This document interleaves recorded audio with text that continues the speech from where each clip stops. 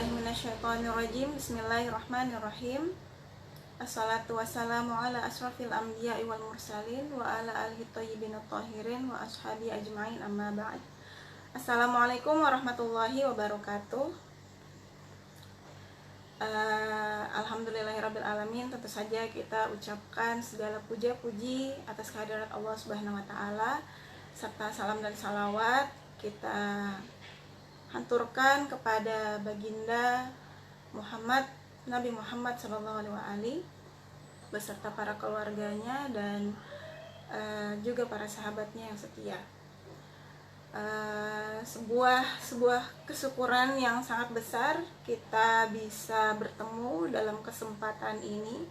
Salah satu program dari sejajaran organisasi bersama Pondok Pesantren Khatamun Nabiyyin dengan program prank ya. Tapi ini prank sebuah singkatan dari pengajian Ramadan dan ngobrol keilmuan. Saya mendapatkan kesempatan untuk membawakan tema sentral dari beberapa kajian dalam program prank ini, yaitu ta'aruf ilmiah keperempuanan. Jadi insya Allah untuk 10 hari ke depan sisa Ramadan, semoga bisa kita bahas bersama tentang tema-tema keperempuanan secara ilmiah. Jadi yang pertama mungkin saya akan ceritakan kenapa istilah yang kita angkat itu adalah ta'aruf ilmiah keperempuanan. Jadi ta'aruf itu kan adalah ya sebuah istilah yang populer lah, walaupun dia berbahasa Arab tapi sudah populer di kalangan masyarakat kita di Indonesia, bahwasanya ta'aruf itu mengenal atau saling mengenal.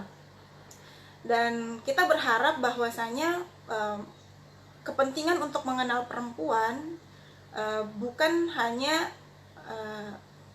berkutat pada diri perempuan itu sendiri, tetapi juga memang ya semuanya harus mengenal perempuan, terutama yang akan menjadi partner perempuan, yang menjadi rekan kerjasama perempuan, baik itu di wilayah publik, rumah tangga, bahkan pada hal yang intim, masalah hati, yaitu laki-laki. Jadi ya kita berharap dari mengangkat tema sentral ta'aruf keperempuanan ini adalah mari kita mengenal perempuan. Ya, kalau misalnya ada istilahnya ta'aruf, saling mengenal dalam mendapatkan jodoh dan sebagainya, dan ini saya kira adalah sebuah langkah awal. Kalau misalnya memang Anda sebagai laki-laki memang mau ta'aruf terhadap perempuan, ya teman-teman harus memiliki konsep secara umum tentang perempuan itu seperti apa. Karena ya mau tidak mau proses interaksi sosial laki-laki dan perempuan meniscayakan kita sebaiknya saling mengenal. Adapun tema kita pada hari ini secara mengkhusus, jadi nanti ta'aruf ilmiah keperempuanan ini untuk mengenal secara ilmiah tentang keperempuanan itu akan ada beberapa tema-tema, subtema, dan untuk hari ini kita membahas subtema menjawab mitos akal perempuan. Berangkat dari bagaimana pandangan tentang akal perempuan inilah yang membuat kita, ya sebagian besar masyarakat memandang remeh perempuan. Dan memang ya mirisnya statement-statement yang bisa membawa kesalahpahaman ini itu justru memang berasal dari ya tokoh-tokoh tertentu yang cukup terkenal, bahkan yang paling mempengaruhi cara pandang bermasyarakat salah satunya adalah agama. Nah, jadi ya semoga dengan perbincangan kita pada hari ini bisa kita menjawab apakah benar, apakah bisa kita menganalisis lebih jauh sebenarnya pandangan-pandangan para tokoh-tokoh ini. Nah, untuk tema menjawab mitos akal perempuan, hal yang pertama perlu kita uraikan, apakah benar ada mitos-mitos tertentu tentang akal perempuan, dan ini ya saya kira sudah banyaklah dipahami oleh masyarakat. Jadi yang pertama kita melihat ini ada sebuah pendapat dari Arthur Schopenhauer 1788-1860. Dia mengatakan dalam bukunya The Woman is Animal with Long Hair and Short Sight. Jadi wanita itu adalah binatang dengan rambut panjang dan rabun atau pandangan yang pendek. Ini adalah sebuah kalimat yang sangat tajam ya, langsung mendefinisikan perempuan itu sebagai binatang dengan ciri-ciri yang tidak terlalu substansial, karena berambut panjang dengan pandangan yang pendek pun ya betul-betul bisa saja itu dilekatkan juga pada hewan gitu. Kemudian ya salah satu hal yang fenomenal juga, karena ini ada salah satu pernyataan dari seorang tokoh filsuf ya yang sangat terkenal dengan dengan pandangannya tentang perempuan, dari Aristoteles ya. Siapa yang tidak mengenal Aristoteles? Dari berbagai bidang mengenal, walaupun beliau adalah salah satu tokoh filsafat. Aristoteles menggolongkan perempuan sebagai manusia yang setengah jadi. Jadi Aristoteles menggolongkan perempuan sebagai ketika perempuan itu dikatakan setengah jadi, manusia setengah jadi atau ya setengah manusia. Jadi ya bisa kita bayangkan bagaimana ya sebagai perempuan bagaimana perasaannya dikatakan setengah manusia. Ya setengah manusia berarti bukan manusia ya, setengah gitu kan. Nah kemudian yang cukup berat untuk kita dalam Islam, ada beberapa teks yang dengan gamblang menyebutkan tentang kekurangan perempuan dalam hal akal dan agamanya. Di sini ya bisa teman-teman search saja langsung di internet untuk redaksi hadisnya. Tapi di sini saya langsung bacakan artinya. Ini dari Abdullah bin Umar dari Rasulullah, bahwasanya beliau bersabda, "Hai kaum perempuan, bersedekahlah dan perbanyaklah memohon ampun karena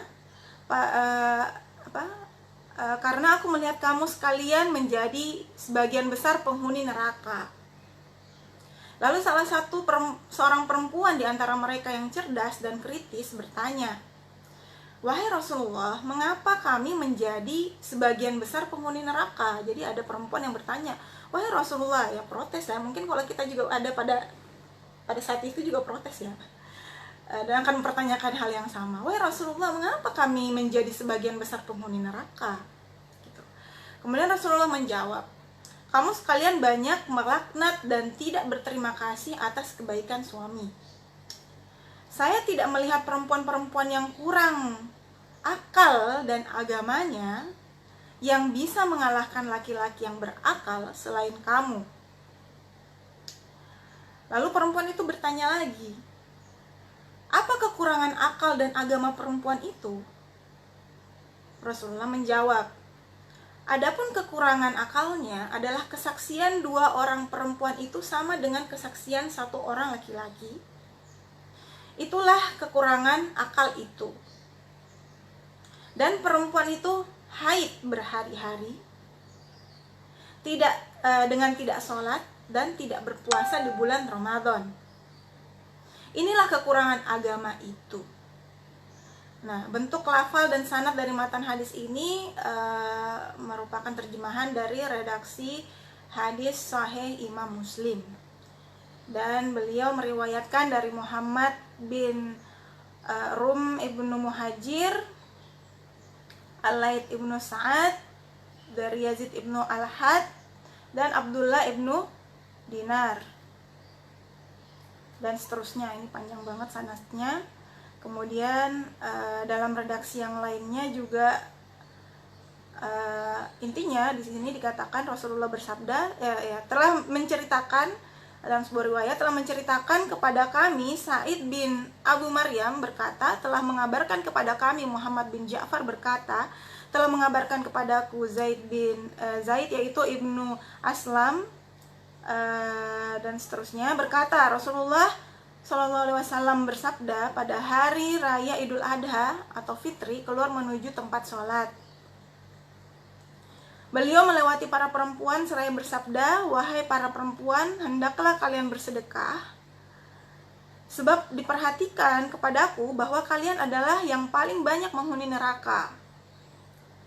Kami bertanya, apa sebabnya wahai Rasulullah? Beliau menjawab, kalian banyak melaknat dan banyak mengingkari pemberian suami, dan aku tidak pernah melihat dari tulang laki-laki yang akalnya lebih cepat hilang dan lemah agamanya selain kalian. Kami bertanya lagi, wahai Rasulullah, apa tanda dari kekurangan akal dan lemahnya agama? Beliau menjawab, bukankah kesaksian seorang perempuan setengah dari kesaksian laki-laki? Kami menjawab, benar. Beliau berkata lagi, itulah kekurangan akalnya, dan bukankah seorang perempuan bila dia sedang haid, dia tidak sholat dan puasa? Lalu kami menjawab, benar. Beliau berkata, itulah kekurangan agamanya. Nah, jadi dari dua riwayat yang sahih dalam Muslim dan Bukhari ini, ya lumayan kita tidak bisa menafikan jadinya karena ada teks seperti ini. Tapi bagaimana kita menanggapi ini? Ya, tapi ini masih adalah kumpulan-kumpulan pendapat-pendapat tentang kekurangan akal perempuan itu dulu ya. Kita kumpulkan, baru kita kelola satu persatu dengan berbagai perspektif, baik itu Al-Quran, bahkan bisa filsafat dan sebagainya. Nah, ada juga perspektif yang lain yang menunjukkan yang dari segi pendapat penelitian psikologis. Dalam buku Female Brain, Dr. Lowen Brizendine mengungkapkan bahwa sejak dalam kandungan otak perempuan itu diciptakan berbeda dengan otak laki-laki.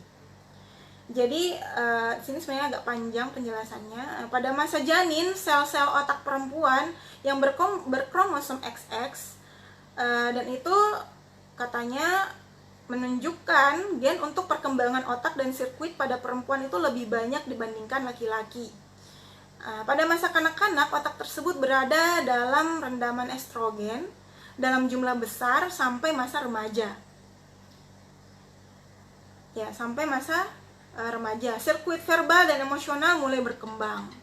Pada masa remaja yang sering disebut masa puberitas, hormon estrogen, progesteron, dan testosteron meningkat dengan dominasi jumlah pada estrogen dan sedikit untuk testosteron.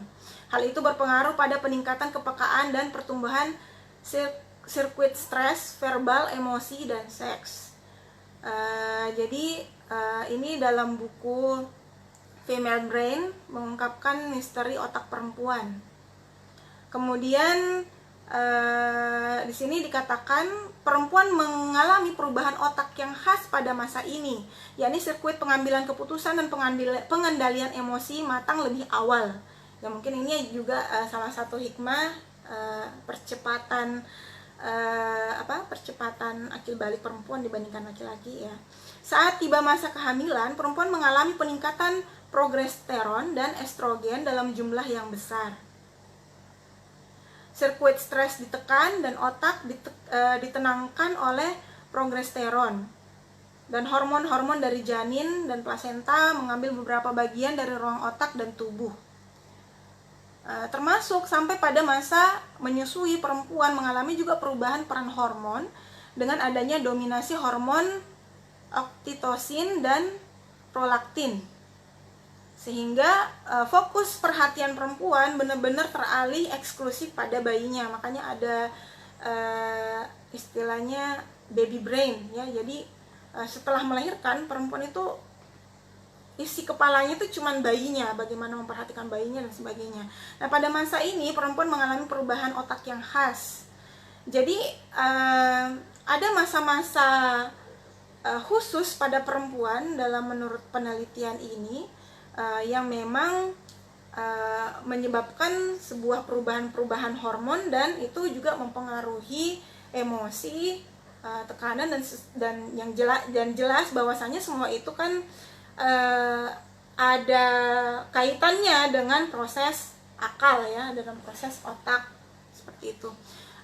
Kalau mau lebih lengkapnya tentang penelitian ini ya ya bisa mencari-cari, langsung membaca buku yang tadi saya sudah sebutkan, karangan dari Breeze Deng Loan, yaitu Female Brain, yang judulnya Female Brain, mengungkap misteri otak perempuan. Dan masih banyak lagi sebenarnya mitos-mitos yang mau disebutkan, tapi ini kita punya waktu yang terbatas. Ini sudah berjalan 17 menit ya, dari 30 menit pembahasan kita. Pertanyaan-pertanyaan sudah muncul tentang bagaimana beberapa pandangan tentang perempuan, baik itu dari segi pendekatan sains, psikologis, dalam pendekatan ya salah satu tokoh filsafat bahkan, kemudian ya salah satu tokoh masyarakat juga tadi, kemudian juga dan yang paling penting sebagai bingkai kajian Ramadan kita ini adalah dalam pendekatan Islam, yang jelas ada tadi sudah saya bacakan teks hadisnya. Nah, bagaimana kita menyikapi pandangan-pandangan yang saya sebutkan tadi yang kemudian menciptakan mitos bahwasanya akal perempuan itu lemah, sedangkan di sisi lain kita juga melihat beberapa ayat Al-Quran yang justru mendukung ketidakbedaan laki-laki dan perempuan. Bahkan beberapa teori-teori umum tentang perempuan adalah manusia, ya, beberapa teori-teori umum kemanusiaan. Kita masuk pertama, yakni dari definisi akal. Jadi apa sih akal itu, sehingga sebelum kita membahas tentang apa indikator dia lemah dan kurangnya gitu ya, akal dalam pendekatan filosofis atau mantik ada yang mendefinisikan akal adalah sebagai alat berpikir. Kalau berpikir itu adalah proses, maka akal itu adalah alatnya, alat yang menggerakkan, alat yang digerakkan dalam proses berpikir tersebut. Nah, kalau misalnya dalam pendekatan Al-Quran, sebenarnya kata akal itu sendiri dalam bahasa Arab, dari kata akal itu artinya adalah tali atau yang menghalangi atau yang menahan. Itu dalam pendekatan bahasa. Nah, secara istilah dalam Al-Quran sebenarnya dikatakan tidak pernah menyebutkan istilah akola, tapi menggunakan kata akal ini dalam bahasa, dalam pendekatan bahasa kata kerja, yaitu fi'il, dan beberapa diantaranya kebanyakan adalah menggunakan fi'il mudhari atau kata kerja yang berlangsung sekarang dan seterusnya. Jadi untuk definisi akal, dan kita melihat dalam Al-Quran, kata akal itu disebut lebih kurang dari 50, dan istilah penggunaan akal ini dalam tadi yang saya sebutkan sebagai kata kerja fi'il mudhari itu seperti pada kata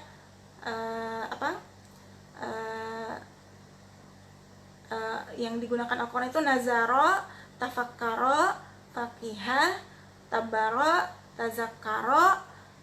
Kadang juga kita juga sering dengar yakilun dan sebagainya. Jadi itu semua kalau misalnya kita lihat keterjemahan Indonesia, tafsir Departemen Agama ya sering dikaitkan dengan berpikir dan berakal seperti itu. Nah, kalau misalnya kita bersandar kepada definisi dalam pendekatan bahasa tadi ya, sesuatu yang menahan, akal itu adalah sesuatu yang menahan, menghalangi, mengikat, bahkan didefinisikan sebagai tali. Itu sangat berkaitan dengan fungsi akal itu sendiri. Bagaimana kita mengetahui akal sebagai alat berpikir ini berfungsi untuk menahan kita dari beberapa potensi-potensi yang bisa kita bilang serupa dengan ciri hewaniah, nafsu ya. Jadi fungsi akal pada manusia yang membedakan dia dengan hewan adalah beberapa kecenderungan nafsu itu disetir, dikendalikan oleh akal, diikat oleh akal. Jadi seperti itu. Dan banyak kecenderungan-kecenderungan lainnya, bahkan misalnya kalau misalnya ada kecenderungan kita kepada wahmiyat, godobiyat, hawa nafsu. Kalau misalnya tadi hawa nafsu ya, bagaimana akal ini bisa berfungsi untuk mengikat hawa nafsu kita. Misalnya pada saat bulan puasa yang kita sedang jalankan saat ini, ya akal berfungsi di situ.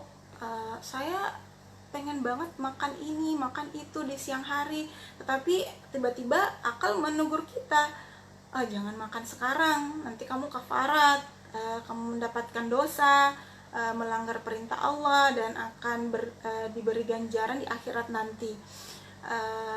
Kemudian atau hawa nafsu lainnya, misalnya berhubungan suami istri juga dilarang. Nah itu akal bisa memanage itu semua,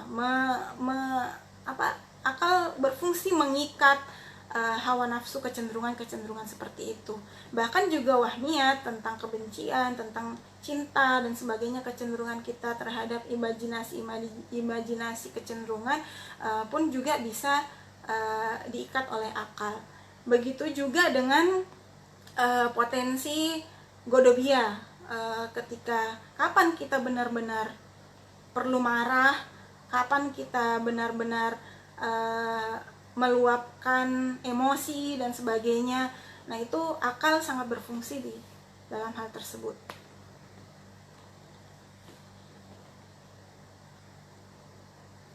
Nah setelah kita melihat definisi akal, kita selanjutnya melihat bagaimana kedudukan perempuan dalam definisi manusia. Mengatakan bahwasanya perempuan, apakah kita harus sepakat dengan Aristoteles yang mengatakan bahwasanya perempuan adalah setengah manusia?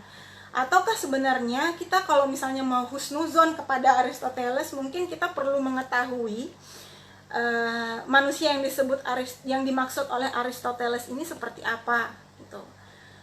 Kalau misalnya definisi yang masyhur dalam pendekatan filosofis, bahwasanya misalnya salah satu definisi manusia adalah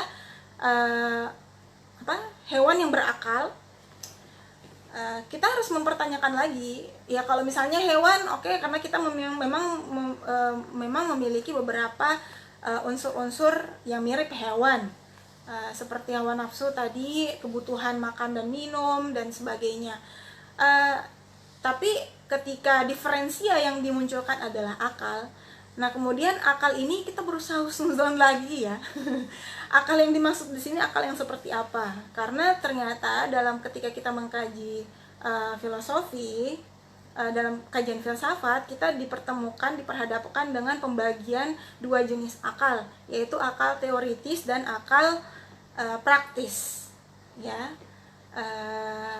Dan ini kita ketahui bahwasanya akal teoritis itu adalah akal yang berkutat pada wilayah intelektualitas, kecerdasan teoritis dalam menganalisa dan sebagainya. Sedangkan akal praktis adalah kecerdasan di wilayah praktek, di wilayah perbuatan. Orang-orang yang memiliki kepekaan langsung melakukan sesuatu yang tepat, atau ada juga orang yang learning by doing, belajar tapi langsung dalam proses pengerjaan, bukan analisis teori. Nah, orang-orang yang seperti ini contoh dari akal teoritis. Nah, kalau kita melihat dua pembagian akal ini ya, kita bisa melihat sebenarnya jika akal yang dimaksud adalah kepemilikan akal dari dua potensi ini, baik teoritis maupun praktis, ya ini jelas-jelas dimiliki oleh laki-laki dan perempuan. Ya, dan di sini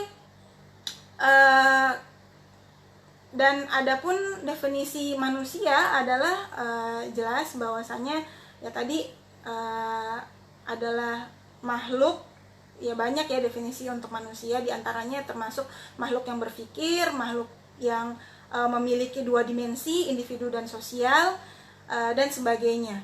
Bahkan Al-Quran sendiri mengatakan ya manusia itu adalah orang yang mengemban tugas, seperti itu. Nah, kalau kita melihat dalam definisi, kalau definisi itu kan terdiri dari definisi dan penjelasan untuk mendefinisikannya. Dan susunan dalam mendefinisikan itu ada fasel, ada yang membedakan, baik itu fasel qorib maupun fasel ba'id, atau pembeda jauh dan pembeda dekat. Nah, untuk definisi manusia yang menjadi fasel qorib, pembeda dekatnya jelas adalah akal, ya, makhluk yang berakal. Jadi apakah berakal ini, kita sampai kepada akal ya yang menjadi diferensianya manusia. Nah, kalau misalnya kita lihat kedudukan perempuan dan laki-laki dalam definisi manusia ini, berbicara tentang laki-laki dan perempuan itu kan adalah berbicara tentang gender. Nah, gender ini dikatakan oleh salah satu ulama, yakni Jawadi Amuli, dalam kitab karyanya Keindahan dan Keagungan Perempuan. Dia mengatakan bahwasanya gender itu bukan merupakan diferensia fundamental dari definisi dalam mendefinisikan manusia. Karena ketika kita melihat gender, melihat jenis kelamin, ya jenis kelamin juga dimiliki pada hewan. Sedangkan ya definisi itu kan harus sesuatu yang membedakan dirinya dari yang lain. Makanya fasel dalam hal gender itu tidak diangkat, tidak termasuk dalam pendefinisian yang tepat untuk manusia, karena ternyata perbedaan jenis kelamin ini juga dimiliki oleh hewan, gitu. Dan kemudian kita masuk kepada pembahasan aktualitas kemanusiaan perempuan. Jadi ketika kita sebut bahwasanya kemanusiaan itu, aktualitas, kita mengaktualkan kemanusiaan itu dari fasel qoribnya tadi, definisi dekat kemanusiaan itu adalah akal. Nah, yang perlu kita pahami di sini adalah akal yang dimaksud ya seperti tadi, ada yang terdiri dari akal teoritis dan akal praktis. Apakah fenomenanya perempuan tidak menggunakan akal teoritis dan akal praktis dalam proses kehidupannya? Ini bisa kita tanya pada diri kita sendiri ya, masing-masing teman-teman yang menyaksikan. Dalam proses teman-teman berinteraksi dengan perempuan di sekolah, di jalanan, di rumah, di keluarga, atau yang paling pertama yang kita hadapi mungkin seperti ibu kita dalam proses kehidupan, apakah iya seorang perempuan yang ngomong sama kita ini tidak pakai akal? Apakah iya perempuan yang lagi ngajarin kita tentang cara berbicara, berdiri, berjalan, dan memberi kita makan ini atau memasak untuk kita di rumah itu tidak menggunakan akal? Lalu dia menggunakan apa? Gitu. Apakah ada alat yang lain yang kita mau bilang bahwasanya memasak itu tidak menggunakan aktivitas berpikir? Berbicara atau mengajar cara bicara, mengajar kita berlari, mengajar kita berjalan, itu tidak menggunakan akal. Sampai kepada fenomena kita melihat bagaimana perempuan berinteraksi di wilayah pendidikan, sosial, budaya. Apakah kita sedang berinteraksi dengan seseorang yang menggunakan hal yang lain selain berpikir, atau menggunakan hal yang lain selain alat akal? Jawabannya sudah ada pada diri kita sendiri ya, yang berinteraksi dengan perempuan, atau bahkan berinteraksi dengan saya langsung dalam proses kajian online ini. Tidak perlu dijawab lagi ya, langsung terjawab sendiri pada diri kita masing-masing bahwasanya ya aktivitas berpikir yang meniscayakan menunjukkan adanya akal pada diri perempuan itu ya ada pada diri perempuan, sehingga aktualitas kemanusiaan perempuan ini jelas bisa dicapai oleh perempuan juga, seperti itu. Kemudian apa yang menjadi perbedaan akal perempuan dan laki-laki dalam tinjauan filosofis dan kisah hikmah Al-Quran? Sebenarnya yang kayak tadi ya, ketika kita mengungkit tentang akal teoritis dan akal praktis dalam pendekatan filsafat, ada yang mengatakan ya banyak yang mengatakan bahwasanya perempuan lebih berat pada mengaktualisasikan akal praktisnya daripada akal teoritis. Sebaliknya, katanya laki-laki lebih banyak mengaktualkan akal teoritisnya dibandingkan akal praktis. Dan kalau misalnya kita dan beberapa penelitian dalam pendekatan induktif ya memang menemukan, dalam pendekatan induktif itu berarti dari sampel-sampel kemudian diambil inklusi secara umum ya. Induksi itu dari khusus ke umum. Nah kalau seperti ini ya memang ada beberapa, kalau kita meneliti sampel-sampel, ada perempuan-perempuan yang saya lihat ini memang lebih peka perasaannya ya. Bisa saja sebenarnya kecerdasan perasaan, kecerdasan sosial itu masuk di wilayah akal praktis ya. Jadi ketika kita melihat perempuan ini lebih banyak mengaktualisasikan perasaannya, itu berarti dia sebenarnya menggunakan akal, tetapi itu yang dikategorikan sebagai akal praktis. Tapi apakah itu berarti perempuan tidak punya kemampuan akal teoritis? Itu sangat salah ya, karena akal teoritis perempuan juga jelas-jelas terbukti dari saya menjelaskan seperti ini. Teori-teori yang saya gunakan itu sebuah upaya saya untuk mengaktualisasikan akal teoritis saya. Teman-teman yang sedang kajian di sini dan terdiri dari peserta perempuan dan sedang berpikir menggunakan akal teoritisnya juga sedang melakukan akal teoritisnya. Jadi dengan demikian, apakah kita punya persoalan dengan mengatakan orang-orang yang menggunakan akal teoritis itu derajatnya lebih tinggi daripada orang yang menggunakan akal praktis? Masalah derajat ini kita bawa kepada ranah agama ya. Tentang derajat kemanusiaan jelas ya, dalam Al-Quran mengatakan bahwasanya sesungguhnya yang menunjukkan derajat seseorang itu adalah ketakwaan. Nah, kita akan melihat dalam hikmah Al-Quran, orang-orang yang bertakwa, ciri-ciri orang-orang yang bertakwa dalam teladan-teladan Al-Quran yang dikisahkan dalam Al-Quran itu seperti apa sih ketika kita mau mengkategorisasikan ini laki-laki dan perempuan. Contoh yang pertama yang kita angkat misalnya adalah tokoh Ratu Balqis. Dia adalah ratu dari kerajaan Saba yang kita dalam surah An-Nahl ayat 20-44 jelas bagaimana Al-Quran ini menunjukkan sebuah kecerdasan politik, kecerdasan kepemimpinan yang dimiliki oleh seorang perempuan. Beberapa nilai diantaranya yang bisa kita petik dari kisah Ratu Balqis adalah bahwasanya menjadi pemimpin kita harus memperhatikan kesejahteraan rakyat. Dan kesejahteraan itu jelas menyejahterakan rakyat itu adalah sebuah upaya yang dilakukan oleh Ratu Balqis, dan dikatakan dalam surah Saba bahwasanya kerajaan Saba ini adalah sebuah kerajaan yang penuh dengan kemakmuran dan keagungan. Pujian Allah terhadap kerajaan tersebut dalam kepemimpinan seorang Ratu Balqis. Kemudian poin yang kedua, bahwasanya dalam proses kepemimpinan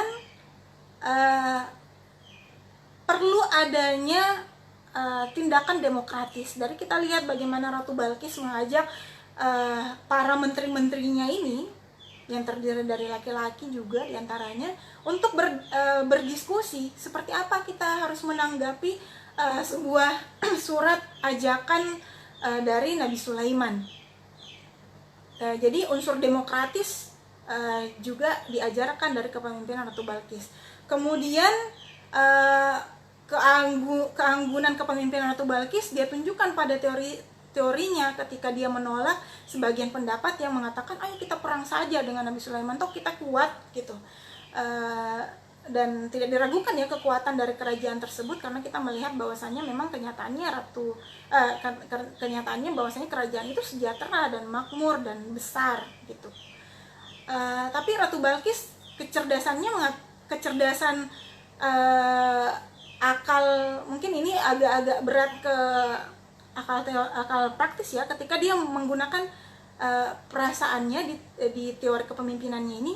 Dia mengatakan bahwa jangan, ketika kita berperang justru akan banyak yang merugi, justru kita menyengsarakan rakyat. Orang-orang yang berperang ya akan menimbulkan pertumpahan darah, dan justru menyebabkan kehinaan dan ya kemalangan yang terjadi pada dua kerajaan yang akan bertarung tersebut. Jadi lihat bahwasanya ya dalam proses kepemimpinan ya akal praktis atau perasaan juga perlu digunakan, dan itu tidak bertentangan dengan akal teoritis dan tidak bertentangan dengan intelektualitas. Kemudian juga hikmah lainnya bahwasanya ketika Ratu Balkis akhirnya membuka diri terhadap kebenaran dalam hal keyakinan, bahwasanya ya, menjadi pemimpin atau menjadi manusia harus punya keterbukaan terhadap kebenaran. Nah, kalau misalnya kita lihat Ratu Balkis yang sedemikian rupa mengaktualkan akal teoritis dan akal praktisnya di wilayah kepemimpinan dan politik, dan kita mau bandingkan, ya, jadi sekali lagi Ratu Balkis ini perempuan ya, dan kita bandingkan dengan beberapa sosok laki-laki yang di dalam Al-Quran itu malah mendapatkan azab dan teguran oleh Allah. Ketika Ratu Balkis akhirnya menerima bersaksi bahwasanya dia menyaksikan ketuhanan Allah, ya, bersaksi mengimani Allah, mengimani Tuhan Nabi Sulaiman. Tapi di sisi lain ada sosok laki-laki dalam Al-Quran yang dia laki-laki tapi tidak beriman kepada Allah, seperti teguran kepada Fir'aun, ya.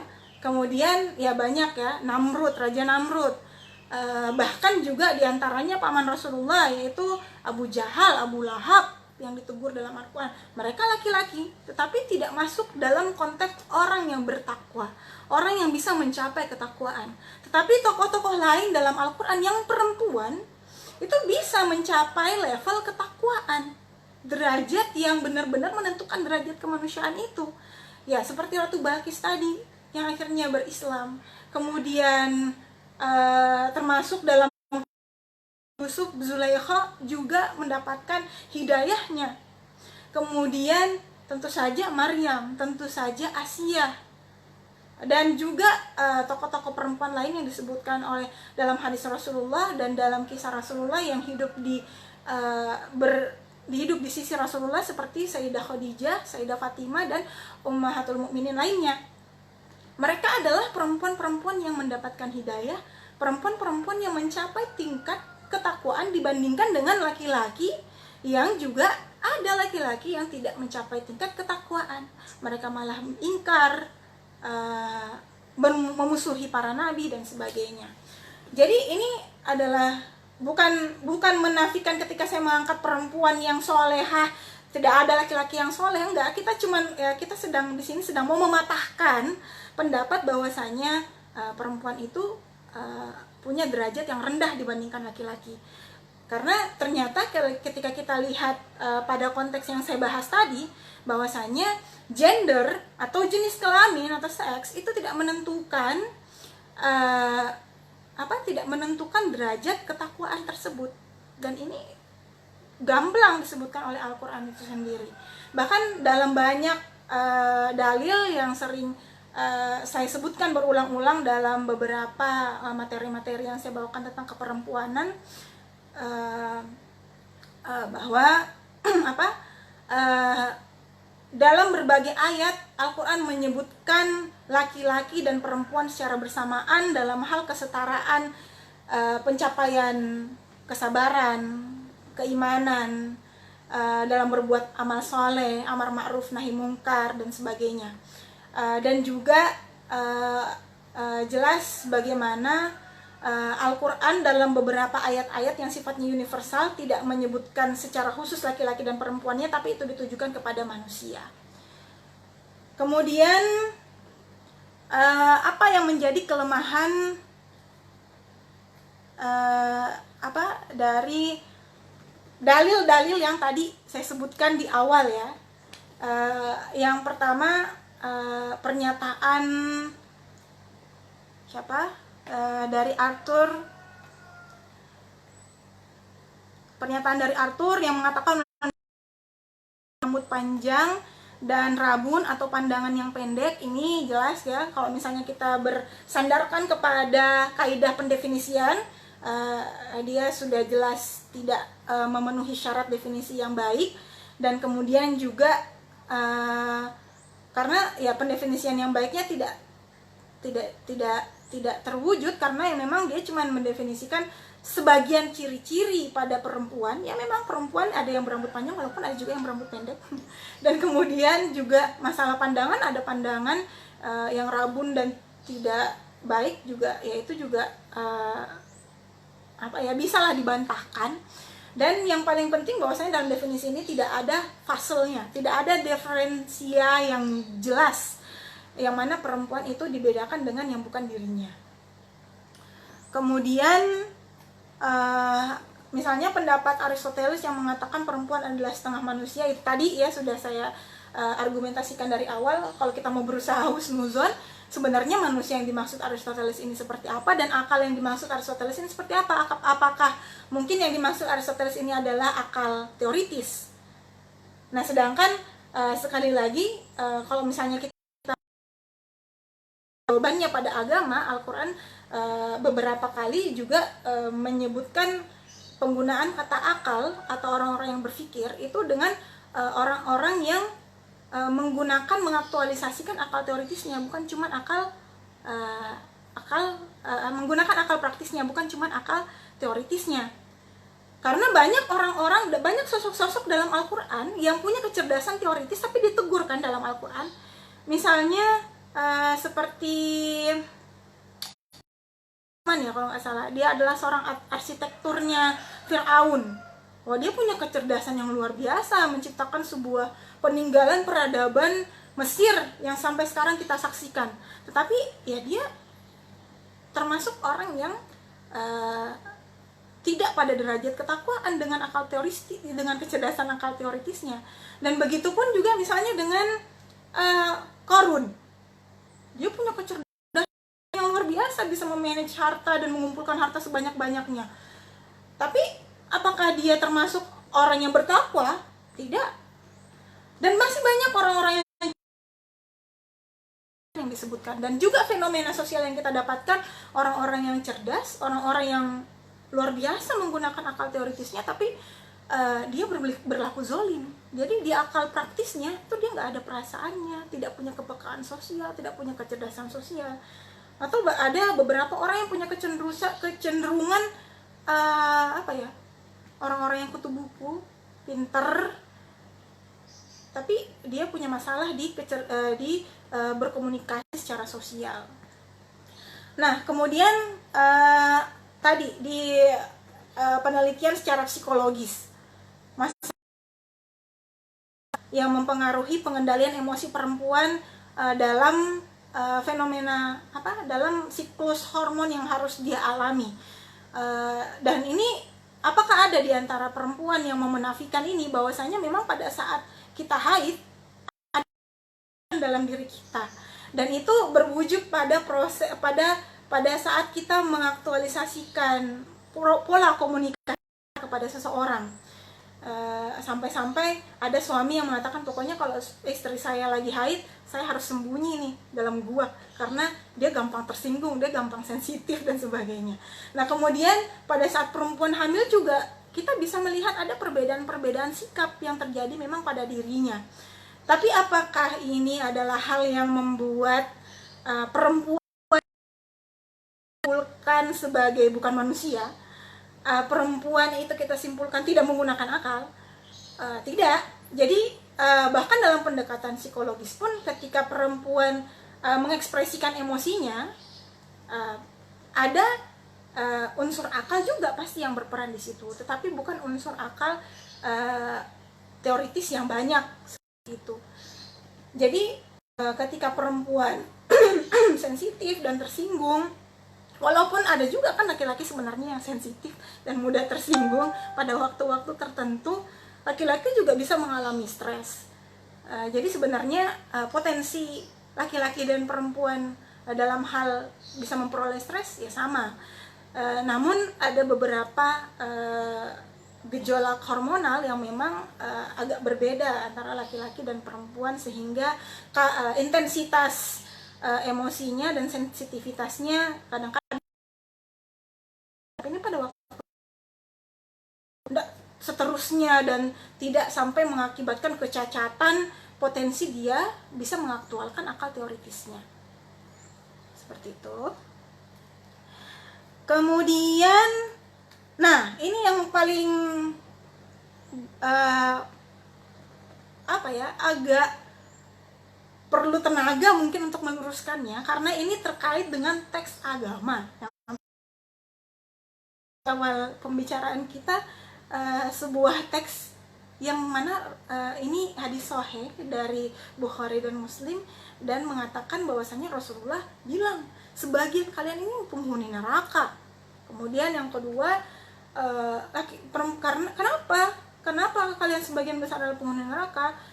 Kemudian karena dikatakan bahwasanya perempuan itu memiliki kekurangan akal dan agama.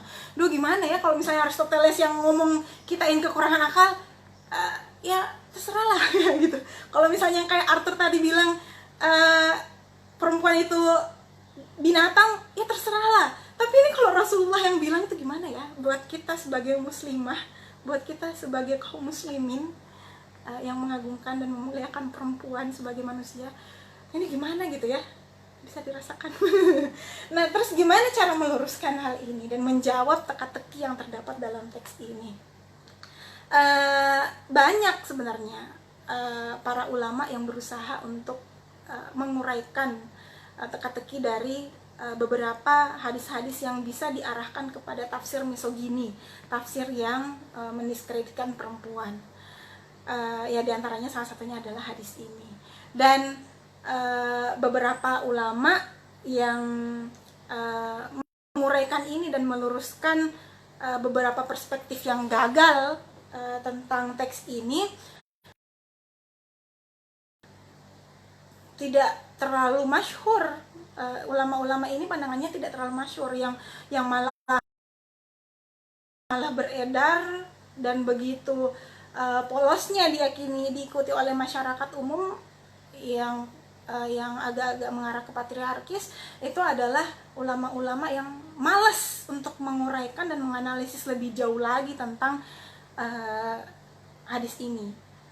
Alasan pertama kenapa kita harus menganalisis hadis ini, tidak langsung menerima secara letter-like, tidak langsung menerima secara tekstual, skriptual teks-teks tersebut, adalah kok bisa ada sesuatu yang sangat bertentangan akhirnya dengan Al-Quran, ya.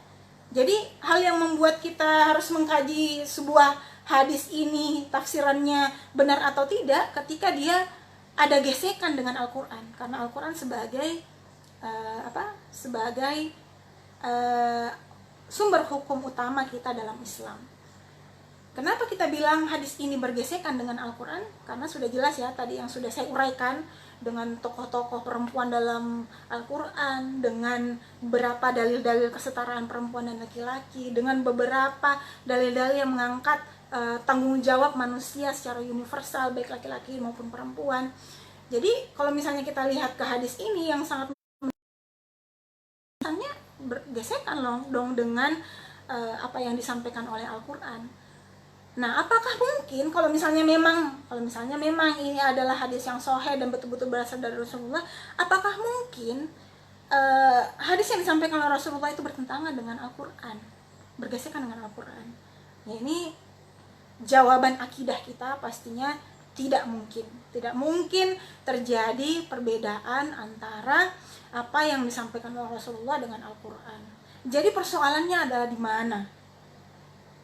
Yaitu ya, itulah yang memotivasi kita harusnya meneliti apa konteks di balik teks tersebut. Jadi dikatakan di sini ada beberapa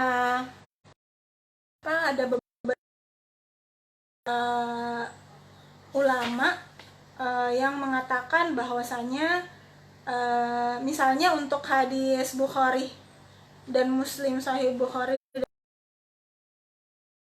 dengan sebuah peristiwa di mana Rasulullah sedang berbicara dengan sekelompok perempuan di Madinah, dan di sekelompok perempuan di Madinah tersebut adalah kaum Ansor. Ketika kami datang kepada orang-orang Ansor, tiba-tiba kami dapati mereka adalah kaum yang didominasi mereka. Maka istri-istri kami lalu mengikuti perilaku mereka. Jadi ada yang mengatakan bahwasanya pada masa tersebut kondisi kaum wanita Mekah atau muhajirin yang berhijrah dengan Rasulullah Madinah atau kelompok kaum Ansor, perempuan di Ansor. Dan ini juga dikutip dalam salah satu dari Aisyah radhiyallahu an. Dia mengatakan bahwasanya Aisyah mengagumi wanita Ansor ketika Aisyah menyampaikan di depan kaum wanita muhajirin bahwa wanita ilmu. Nah, inilah yang melatar belakangi Rasulullah bersabda seperti ini kepada mereka. Jadi sebagian ulama menganalisis bahwa konteks dari hadis ini, kita harus melihat Rasulullah ini sedang berbicara kepada sekelompok wanita yang seperti apa, sekelompok perempuan yang seperti apa. Karena ya kita juga lihat kan, Al-Quran ketika mengatakan menunjukkan ada sosok laki-laki yang tidak sempurna akalnya, ada juga sosok laki-laki yang sempurna akalnya. Begitu juga dengan perempuan. Di dalam Al-Quran menunjukkan beberapa tokoh perempuan yang sempurna akalnya, mencapai tingkat ketakwaan yang luar biasa. Tapi di sisi lain ada juga perempuan-perempuan yang dikatakan disindir dalam Al-Quran yang tidak memiliki pencapaian kesempurnaan akal yang sama. Misalnya Lahab, di dalam surah Al-Lahab juga perempuan-perempuan yang bersama Zulaikha ketika mereka merayu Nabi Yusuf, dan banyak tokoh-tokoh perempuan lainnya juga yang memang jadi kita lihat seimbang, betapa seimbangnya Al-Quran ini menunjukkan ada perempuan baik, ada perempuan yang tidak baik, ada laki-laki yang baik, ada laki-laki yang tidak baik. Ada perempuan yang pintar, ada perempuan yang tidak pintar, ada laki-laki yang pintar, ada laki-laki yang tidak pintar. Ya, itu fenomena manusia. Ya, jadi bahwasanya ketika Rasulullah berbicara seperti ini, hai kaum perempuan, bersedekahlah dan perbanyaklah memohon ampun, karena sebagian besar kalian adalah penghuni neraka. Ya, masalah jumlah istilah sebagian besar ini bukan hal yang substansial ya. Kuantitas itu bukan hal yang substansial. Yang substansi di sini adalah alasan kenapa kita masuk neraka. Kenapa perempuan yang notabene bukan cuma perempuan ya, laki-laki juga punya potensi yang sama dalam hadis ini, menjadi sebagian dari orang yang menjadi penghuni neraka. Nah, dijawab oleh Rasulullah, ketika aku melihat kamu sekalian menjadi sebagian penghuni neraka. Salah satu perempuan bertanya, kenapa kami jadi sebagian besar penghuni neraka? Ketika dia mengatakan kami, ya ini bisa saja kita batasi pada perempuan yang berhadapan langsung dengan Rasulullah pada saat itu, ya kan? Dan itu pun bahasa Rasulullah pun sebagian, tidak semuanya. Karena sebagian kelompok perempuan jadi kecerdasan untuk membedakan mana juz'i dan mana kulli, mana sesuatu yang diperuntukkan secara khusus dan sesuatu diperuntukkan secara menyeluruh perempuan.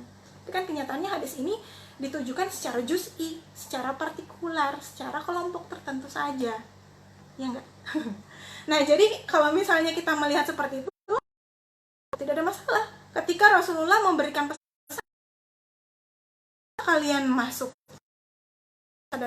neraka, banyak melaknat dan tidak berterima kasih atas kebaikan suami. Jadi apakah melaknat dan tidak berterima kasih kepada kebaikan suami adalah fair buat perempuan? Ya fair aja lah sebenarnya. Ya fair aja, karena kalau misalnya suaminya itu baik, di sini istilahnya kebaikan suami ya. Ya kalau suami itu punya kebaikan terus kita melaknat dan tidak berterima kasih, ya bukan cuma antara suami dan istri, ini juga berlaku secara sosial. Kalau misalnya ada berbuat baik kepada kita dan kita tidak tahu terima kasih, dan masalah berterima kasih itu adalah sebuah kaidah akhlak yang ada pada laki-laki dan perempuan sebagai manusia. Tapi sekali lagi, karena yang dihadapi apa sih istilahnya, mukhatabnya ya, orang yang dihadapi dialog Rasulullah ini adalah orang-orang khusus, orang-orang dengan kondisi tertentu, dan tidak kita hukumi secara keseluruhan. Kemudian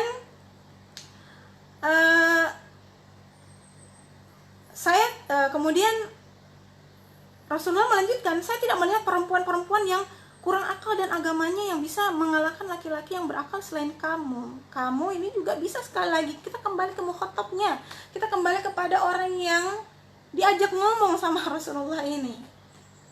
Apakah ciri-ciri perempuan yang masuk neraka ini adalah dia overgeneralisir, berarti di situ termasuk Asya binti Mazahim, berarti termasuk, apakah itu berarti termasuk golongan perempuan itu adalah siapa? Sayyidah Khadijah, Sayyidah Fatimah Zahra, yang dalam hadis Rasulullah yang lain mengatakan mereka adalah perempuan-perempuan ahli surga. Ya berarti memang hadis yang satu ini khusus, tidak untuk kita generalkan kepada semua perempuan. Nah, kasus yang kemudian, kenapa perempuan itu bertanya lagi, apa kekurangan akal dan agama perempuan? Kemudian Rasulullah menjawab, kekurangan akalnya ada pada kesaksian 2 orang perempuan itu sama dengan kesaksian 1 orang laki-laki. Jadi kalau seperti ini kan ya memang secara fikih populer dan masyhur yang sampai kepada kita bahwasanya memang ini berlaku untuk semua perempuan. Ya, ketika kita memberlakukan hukum kesaksian, memang Islam memberlakukan kesaksian cukup dari 1 laki-laki, dan kesaksian perempuan itu harus 2. Nah, apakah kita bisa juga menggunakan ini? Wah, ini Islam benar-benar ya, kok membedakan banget. Kesaksian itu apa sih? Apa berarti kesaksian itu kan intinya adalah masalah kepercayaan. Apakah yang diomongkan seorang saksi ini bisa dipercaya atau tidak?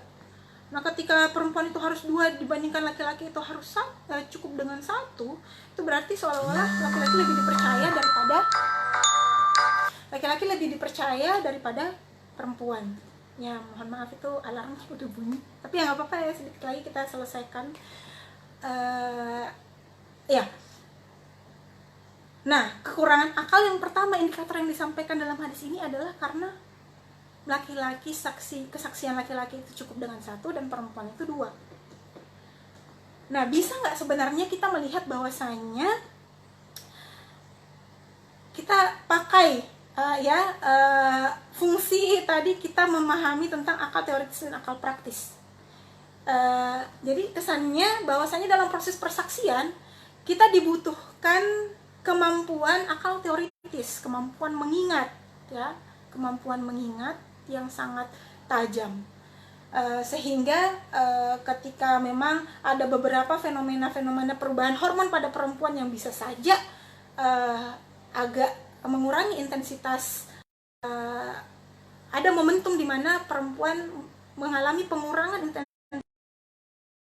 akal teoritis, sehingga dalam proses persaksian memberikan pendahuluan laki-laki sebagai yang dipercayai pertama daripada perempuan. Bukan berarti perempuan tidak dipercaya, karena kenyataannya ternyata perempuan juga,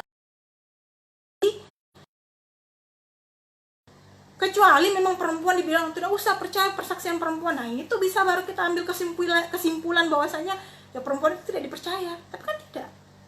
Cuman perempuan memang harus lebih dari 1 menguatkan. Jadi ketika momen-momen tertentu perempuan intensitas penggunaan akal teoritisnya berkurang, ya, ada yang memberi dukungan, ada yang menambahkan. Dan ini bukan sebuah dosa, dan ini bukan sebuah menunjukkan derajat yang rendah, karena misalnya dalam apa? Dalam kaidah hadis juga kan yang kita percaya itu apa? Ya walaupun ada istilahnya hadis ahad dan hadis mutawatir.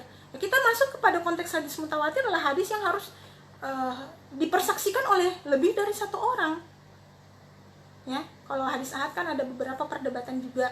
Tapi ada juga yang percaya dengan hadis ahad, walaupun misalnya satu orang itu bisa kita percaya, tapi ya kita melihat secara personalnya. Tapi kalau untuk masuk kepada hadis mutawatir, ya memang harus ada beberapa orang yang menyaksikan sebuah hadis itu untuk dikatakan sahih. Dan ketika ini masuk pada wilayah persaksian perempuan, tidak ada yang salah. Bahwasanya ada yang bermasalah ketika perempuan membutuhkan seorang perempuan lainnya untuk menjadi saksi. Ya seperti itu yang menurut saya. Jadi akal yang dimaksud oleh Rasulullah bisa saja pada wilayah akal teoritis. Ya. Kemudian tentang perempuan itu, kemudian itulah kekurangan akal itu, dan perempuan itu dan tidak puasa di bulan Ramadan, inilah kekurangan agama itu. Ketika agama ini banyak ya, saya kira bukan indikator agama itu bukan cuma fikih, ibadah yang kita jalankan, tetapi secara menyeluruh kesempurnaan agama itu adalah ya rukun iman.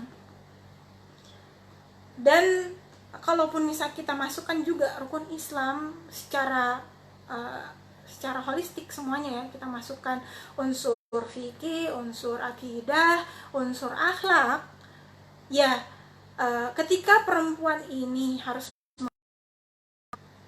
apakah itu menunjukkan dia sedang bertentangan dengan agama. Sedangkan ketika yang mengatakan bahwasanya perempuan itu tidak perlu sholat, tidak boleh sholat, tidak boleh berpuasa pada saat dalam keadaan haid, sedangkan itu adalah aturan dari agama sendiri. Nah, yang menjadi bertentangan, yang menjadi perempuan yang tidak sempurna agamanya, justru ketika perempuan ini, pokoknya nggak mau, saya biar haid mau sholat, biar haid saya mau puasa, supaya saya tetap sempurna jumlah puasanya dan ibadah sholatnya seperti laki-laki. Nah justru kalau misalnya ada hukum bilang perempuan tidak boleh sholat dan tidak boleh puasa dalam keadaan haid, dan perempuan ini menentangnya, itu berarti justru itulah indikator perempuan ini tidak menjalankan kesempurnaan agama. Ya perempuan tidak sholat dan tidak puasa bukan berarti perempuan itu tidak mampu. Pada saat kita haid ya, kita tetap bisa melakukan gerakan-gerakan sholat.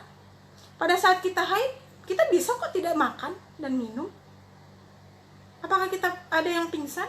Ya kebanyakan enggak kok gitu. Tapi karena jadi kenapa kita tunduk pada fikih ini? Karena kita mau mencapai kesempurnaan agama. Jadi apa sebenarnya yang dimaksud oleh kekurangan agama itu? Bukan dalam konteks kekurangan agama yang mengurangi kesempurnaan perempuan dalam menjalankan secara menyeluruh indikator kesempurnaan agama, yang ini dalam keimanan, syariat dan akhlak, melainkan pada wilayah syariat saja, pada wilayah dalam menjalankan menjalankan ritual tertentu. Dan dalam menjalankan ritual tertentu ini, ketika kita bilang kekurangan dalam agama, ya memang kurang, tapi bukan kekurangan agama dalam artian agama yang lebih luas tadi.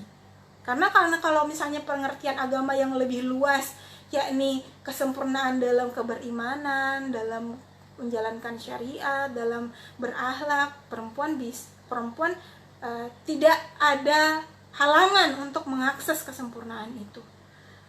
Ya, tapi kalau dalam wilayah syariat, dalam segi kuantitas mungkin ya, kuantitas. Kalau misalnya kekurangan di sini dalam hal kuantitas, bukan kualitas agama, ya kuantitas ya memang kenyataannya kalau misalnya dalam 30 hari ibadah Ramadan, berpuasa Ramadan, saya kurang dari laki-laki karena saya mengalami siklus haid dan memang harus, ya perempuan harus tidak dihitung puasanya selama 7 hari misalnya dia masa siklus haid. Atau perempuan pada saat dalam proses masa hidupnya ada yang dimana perempuan itu tidak sholat. Tapi kan ya gimana ya, menurut saya laki-laki juga kan ada yang bolong-bolong sholatnya, justru berat menurut justru kalau kita mau melihat ada sebuah keringanan rukhsah yang diberikan agama kepada perempuan pada kondisinya. Jadi di sini kita melihat bahwasanya perbedaan-perbedaan yang terjadi dalam lingkup syariat dalam Islam itu sangat sensitif gender.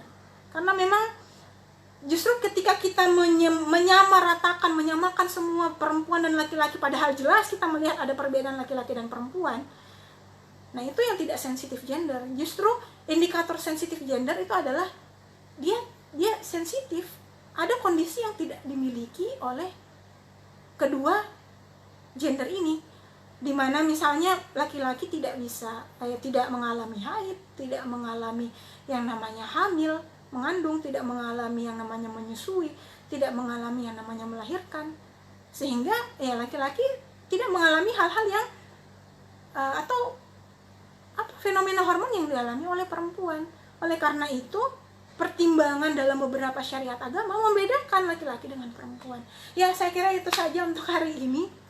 Luar biasa ya, mohon maaf banget kalau misalnya tadi direncanakan oleh panitia juga kesannya 30 menit, tapi kayaknya emang asik ya membahas ini, dan sangat sayang kalau misalnya tidak dituntaskan. Walaupun ya tidak akan ada yang namanya benar-benar tuntas untuk kita masing-masing dalam hal akal teoritis, karena pasti akal teoritis ini selalu ingin mendorong kita mencari tahu, menganalisis, mengingat sesuatu dan sebagainya.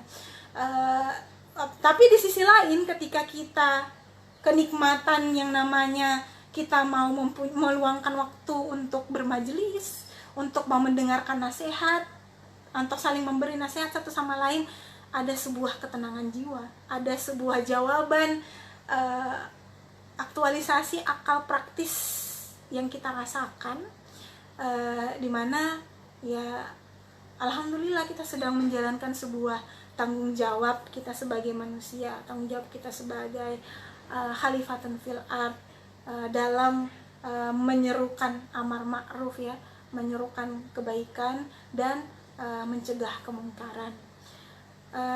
Cukup untuk kajian kita hari ini. Wabillahi taufiq wal hidayah. Assalamualaikum warahmatullahi wabarakatuh.